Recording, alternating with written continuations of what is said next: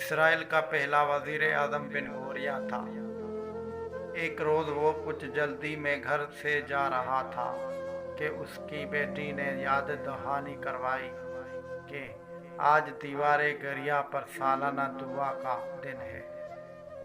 بن گوریا نے جواب دیا کہ مجھے ریاستی امور سے متعلق کچھ اہم کام نپٹانے ضروری ہے، اس لیے میں دفتر جا رہا ہوں۔ بیٹی نے کہا کہ سالانہ دعا سے اہم اور کیا کام ہو سکتا ہے؟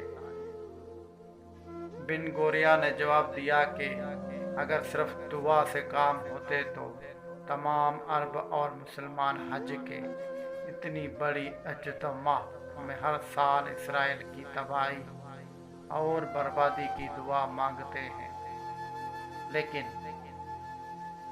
لیکن عمل سے آتی ہے، جبکہ نتیجہ تمہارے سامنے ہے کہ عرب اور مسلمان کس حال میں ہیں، اور نوزائیدہ یہودی ریاست دن دگنی ترقی کر رہے ہیں۔ میں ریاستی امور طے کر کے شام کو دعا میں بھی شامل ہو جاؤں گا۔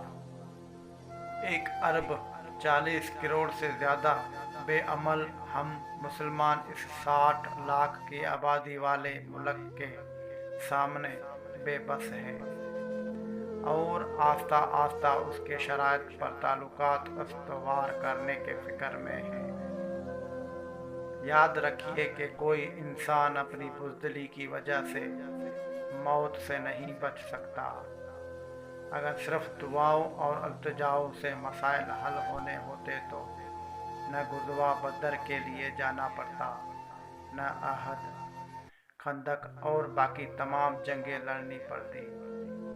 آج پھر فلسطین لہو لہو ہے، اور امت مسلمہ دعاؤں کا ورد کر رہے ہیں۔